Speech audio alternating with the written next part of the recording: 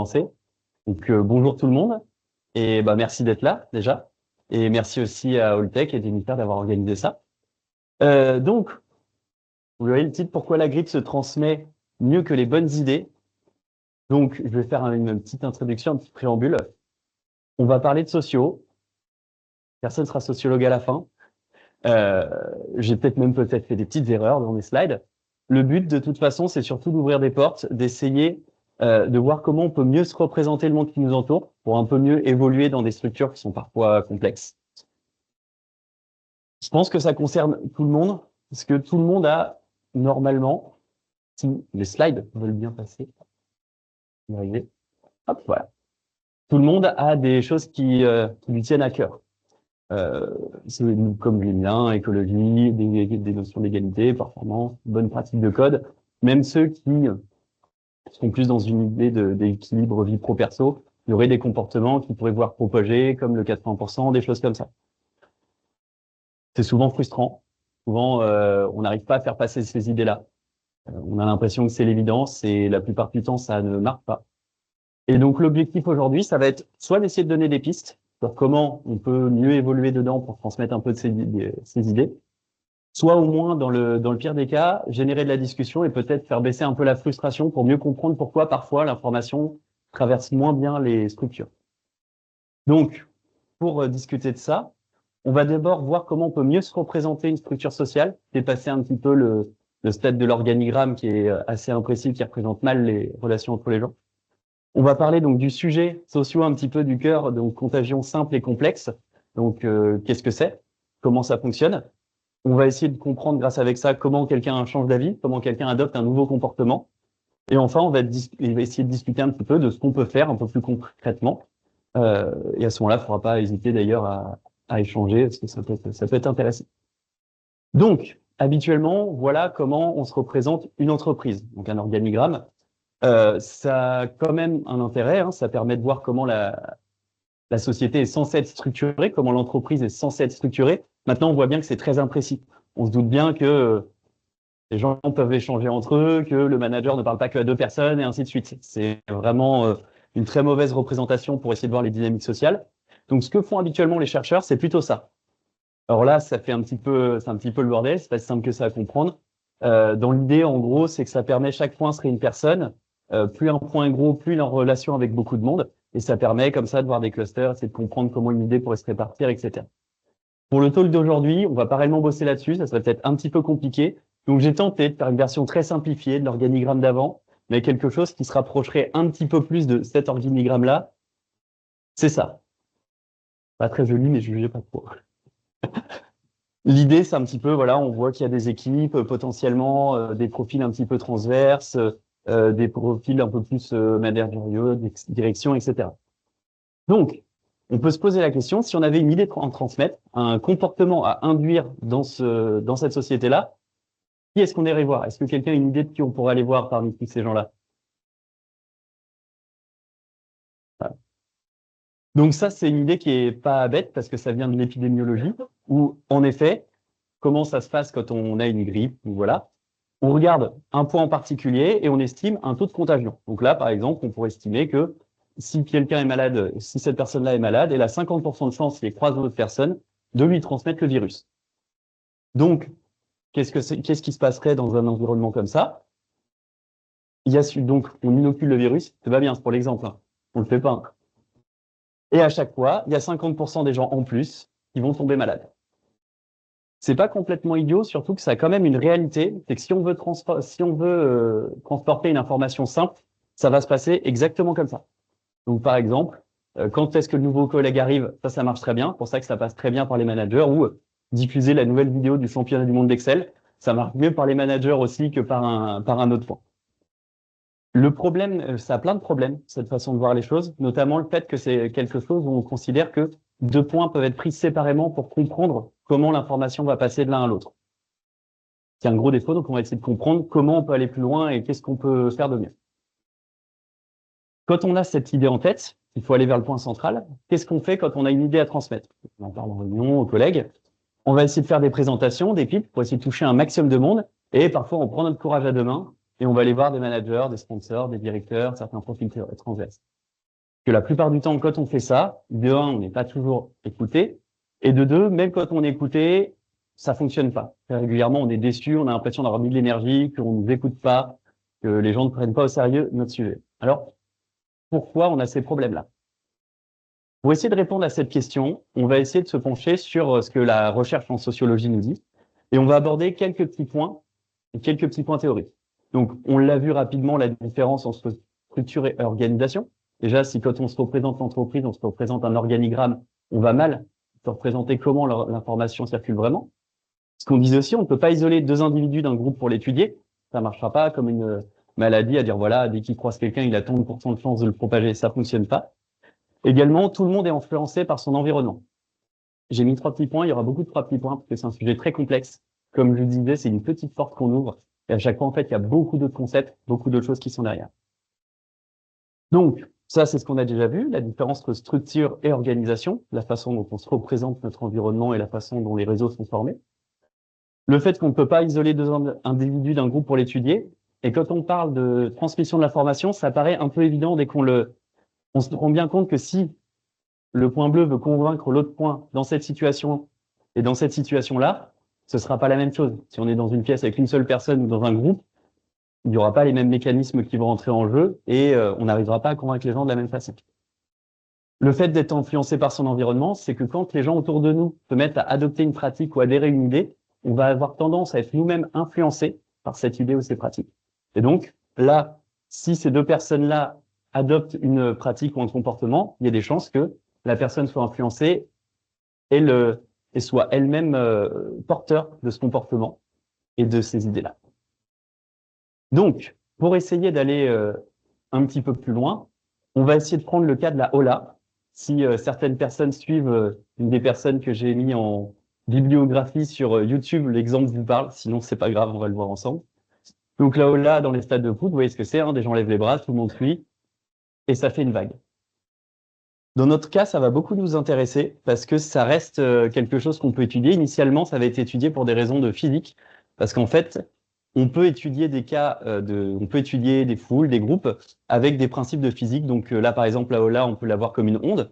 Donc on peut calculer sa vitesse, son sens de rotation, etc. Il y a d'autres cas où on peut appliquer plutôt de la théorie des fluides à des groupes. Ça marche plutôt bien. Mais là, ce qui va nous intéresser, c'est que c'est social, c'est que c'est un comportement qui va se propager. Quelques personnes vont commencer à faire une Hola et les autres vont l'adopter ou non suivant le contexte. Donc, on s'est posé la question comment on peut modéliser une Hola pour essayer de comprendre s'il est part ou pas et combien de personnes doivent lever les bras pour que cette Hola parte ou non. Pour modéliser cette Hola, on peut la représenter par des points. Et donc là, mettons qu'on veuille savoir dans quel cas notre point rouge là au milieu, il va lever les bras ou non. Donc déjà, on peut essayer de reconstituer un réseau. Comment on va faire? Eh ben, il a un champ de perception. Il y a des gens qui le voient, des gens qui le sentent derrière s'ils se lèvent, etc. Et on peut voir ça comme un réseau, comme tous les gens avec lesquels il est connecté. Et ensuite, comme ça, on va regarder, donc les scientifiques l'ont fait, hein, regardent des vidéos, ils regardent combien de personnes se lèvent, on fait ensuite des modélisations, et on voit si ça marche ou pas. Et par exemple, on va dire, voilà, s'il y a là 3 personnes qui se lèvent, ça fait 25% des gens autour de lui, est-ce que ça suffit ou non? Si 25 personnes des gens dans son entourage se lèvent, est-ce que lui aussi il va se lever et faire la Hola? Et comme ça, on peut essayer de modéliser, de retrouver quand est-ce qu'une Hola se déclenche. Ce qu'on a trouvé, c'est qu'habituellement, c'est une trentaine de personnes. Une trentaine de personnes se mettent à faire une Hola, il y a un point de bascule qui est atteint et tout le monde va faire une Hola et va se lancer. À partir de cet exemple-là, on va essayer d'en tirer quelques conclusions. Déjà, j'ai parlé de pourcentage, c'est pas anodin.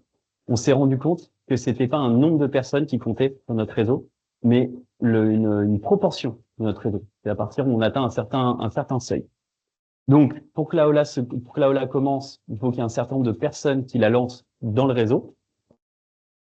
Et également, il y a une notion qui paraît aussi intuitive, suivant comment le match se passe, l'ambiance dans le stade, le nombre sera pas le même. Si on prend que des personnes qui avaient pas envie d'être là, que le match un petit peu s'éternise, qu'il se passe rien, ça va être très dur d'embarquer les gens dans une Hola, donc il y aura beaucoup plus de gens. Donc, on va revenir à notre petit schéma du début pour essayer de voir comment on peut l'appliquer à notre modèle là d'un petit groupe et ensuite comment on peut l'appliquer à la structure. Donc là, s'il faut qu'il y ait un certain pourcentage de personnes autour de nous qui adoptent un comportement pour que ça se propage, ça veut dire que le seuil dépend du nombre de liens. Alors vous allez voir, c'est assez logique. Là, par exemple, pour cette personne-là, pour le rond vert, la personne bleue représente 100% de son réseau techniquement. Donc, ça veut dire que si elle est convaincue, 100% des gens autour d'elle sont convaincus. Par contre, cette personne-là, le point bleu représente que 33% du réseau.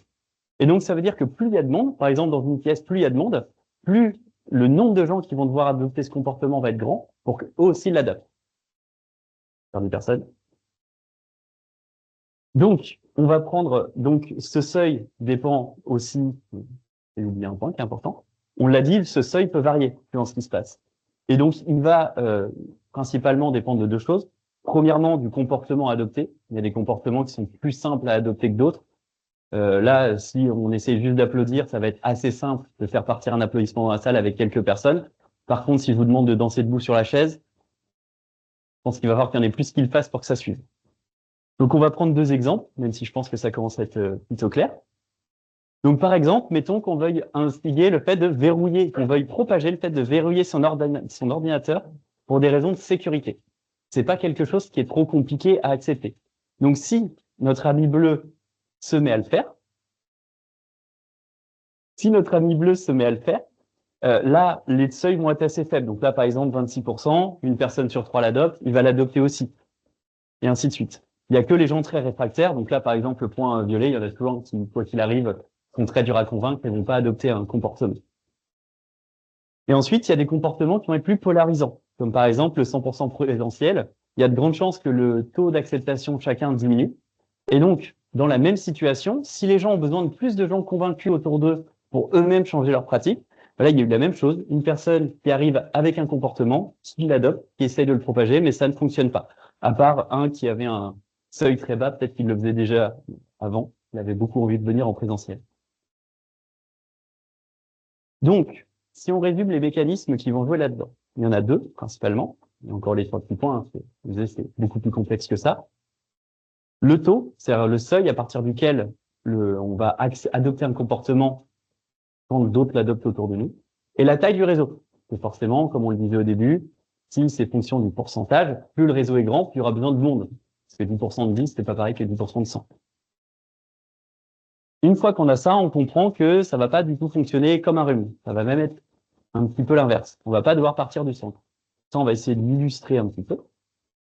Donc si, pareil, on essaye d'aller voir la personne au centre.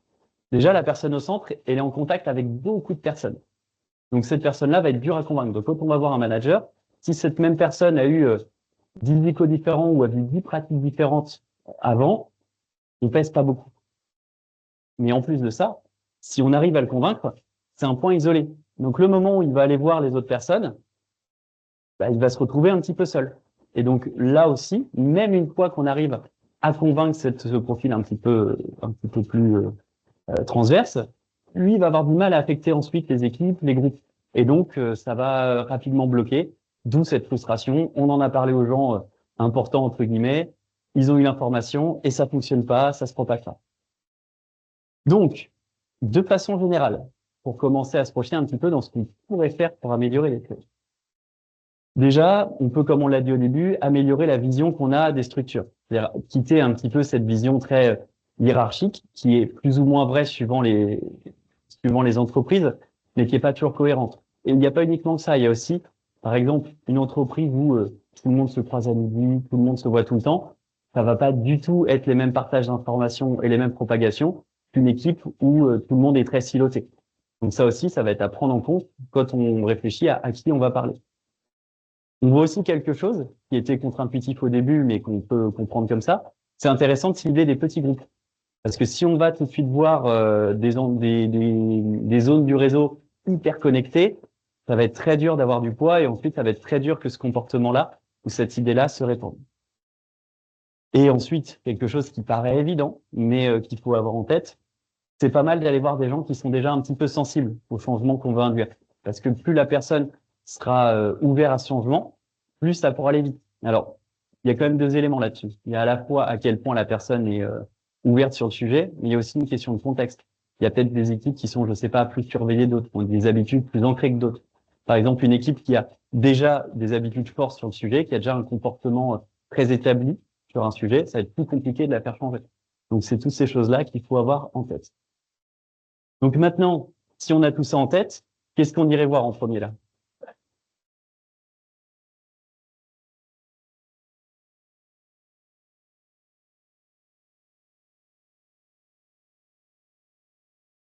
Ouais, ça peut être des bien meilleurs points d'entrée. Ça peut être des bien meilleurs points d'entrée parce qu'on va pas du tout avoir l'effet point central où ça va être très compliqué de faire changer les choses. Pour parler ensuite vraiment concrètement, parce que là je dis concrètement quoi faire, mais bien compte que c'est quand même assez hypothétique et on n'aura pas un schéma comme ça à dire bon, qu'est-ce que je vais voir? Je vais prendre l'exemple de, je vais prendre l'exemple de quelqu'un, donc un ingénieur en informatique, qui s'appelle Paul Philippe, si ça vous intéresse pour aller éventuellement lui poser des questions, il travaillait avant à la Maïf. Il est actuellement dans une entreprise en full remote. Tout le monde passe par Slack. Et donc, il s'est dit, bah, ce qu'on peut faire, c'est ça, c'est aller récupérer via les API toutes les activités des gens pour essayer de dresser une cartographie de réseau. Surtout qu'aujourd'hui, et surtout depuis le Covid, tout le monde, on est tous tracés entre guillemets par là à la Massif, c'est Google Chat, c'est Teams à la Maïf. Même quand on va en réunion, on n'est pas en train d'échanger hein, sur les chats.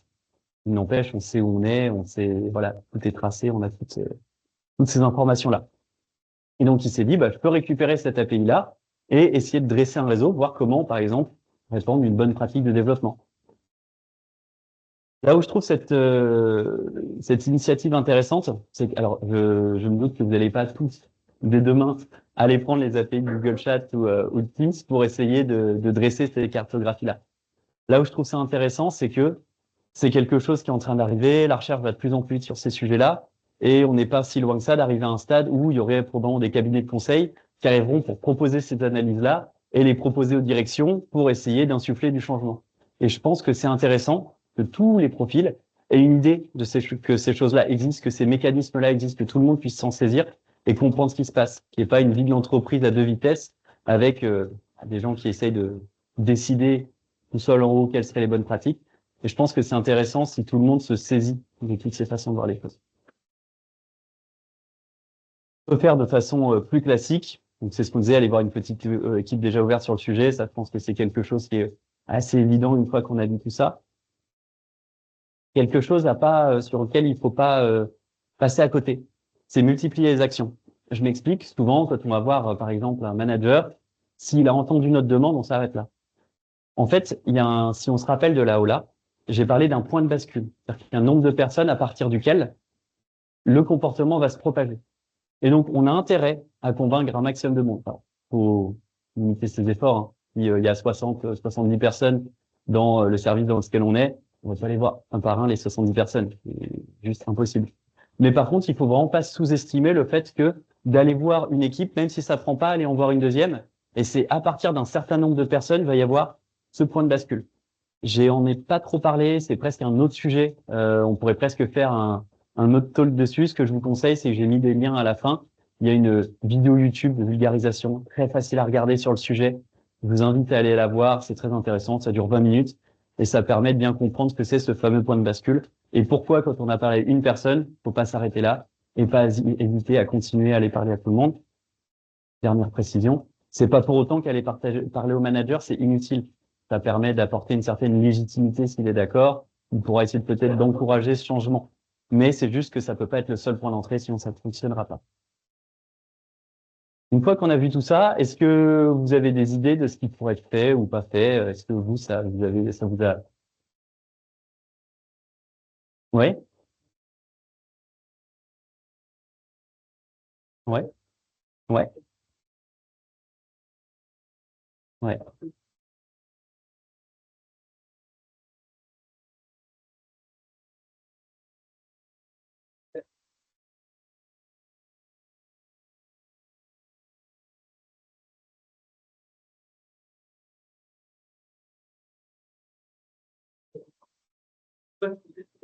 Je suis d'accord. Par rapport à ça, je pense que ça revient un petit peu au premier conseil. Ça fait partie des choses, théoriquement, il faudrait, quand on veut propager quelque chose, c'est un peu se rapprocher du réel. Ça fait partie de ce réel à avoir en tête. En effet, si on sait qu'il y a, s'il y a une hiérarchie qui va être complètement opposée à un sujet, dans ce cas-là, normalement ça ne se dit pas, mais peut-être qu'il ne faut mieux pas aller la voir et aller parler aux autres équipes à la machine à café. Mais c'est vrai que c'est quelque chose où, en effet, plus on se rapproche du réel, plus on a une vision de comment sont vraiment les choses, plus on pourra choisir les bonnes actions.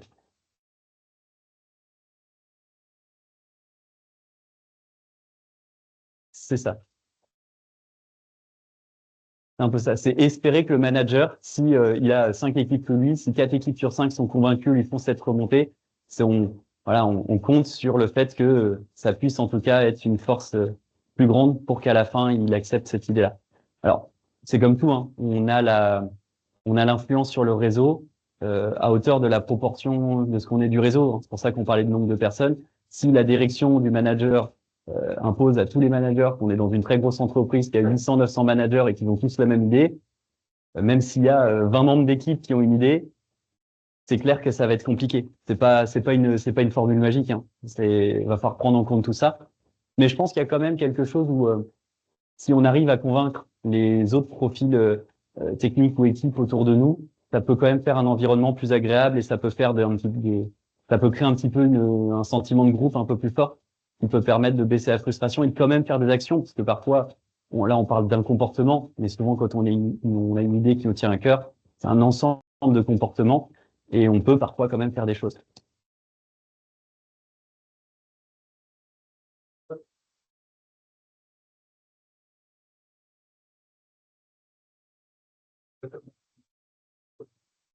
Ouais.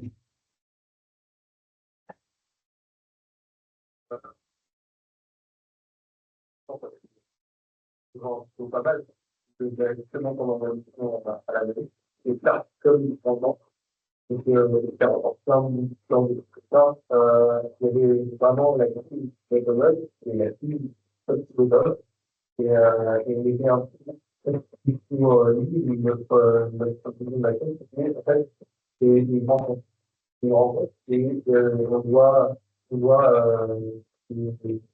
éclater notre vie pour aller faire des actions de communication pour justement multiplier les actions et partout à la fois. Et justement, induire un changement, c'est à l'échelle des filles.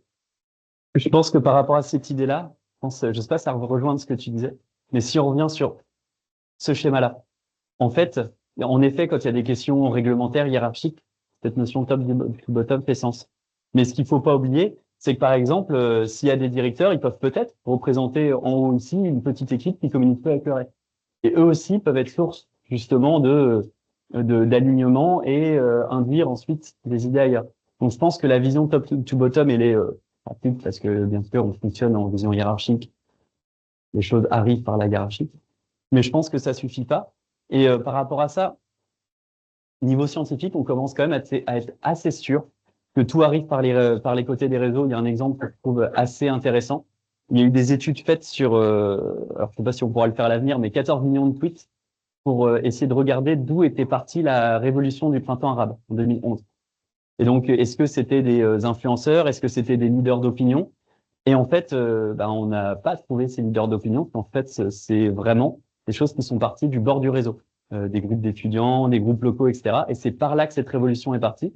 Et au final, la plupart du temps, quand les influenceurs arrivent, quand les gens sont trop, hein, le réseau arrive, souvent, en fait, c'est qu'on a déjà le nombre de gens suffisant pour que le comportement se propage. Ils vont presque plus rejoindre ce mouvement-là que le créer. C'est exactement ça.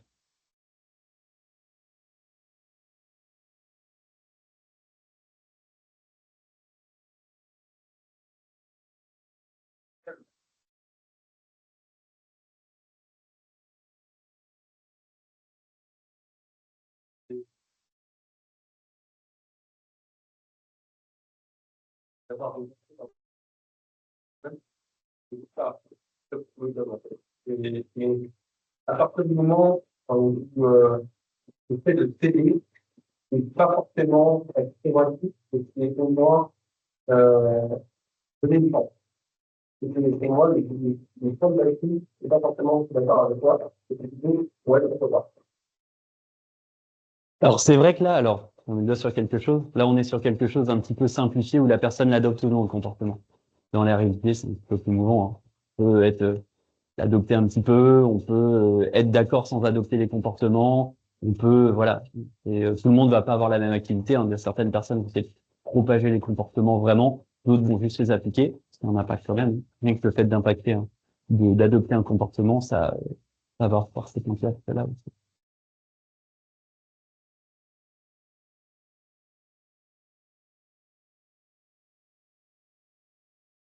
Mm.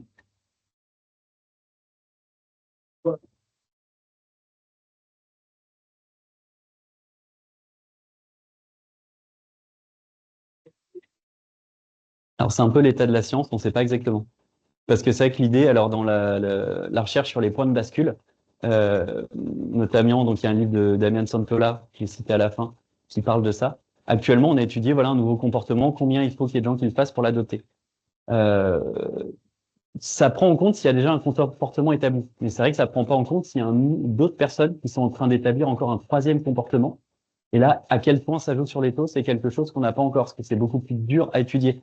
Par exemple, là, si on prend le cas de la révolution arabe, là, c'est simple, hein, une fois qu'elle a eu lieu, on se dit, bon, bah voilà, on étudie, mais qu'est-ce que l'histoire aurait pu être? Est-ce qu'il y a d'autres mouvements à ce point-là qui auraient pu avoir le même résultat, qui étaient en même temps pour l'étudier?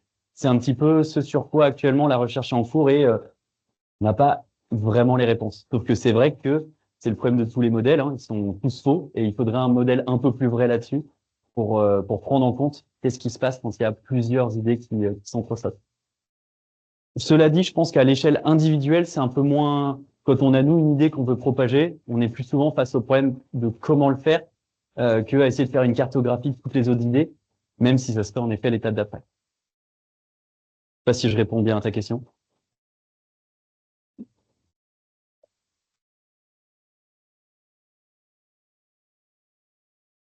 Vas-y, vas-y.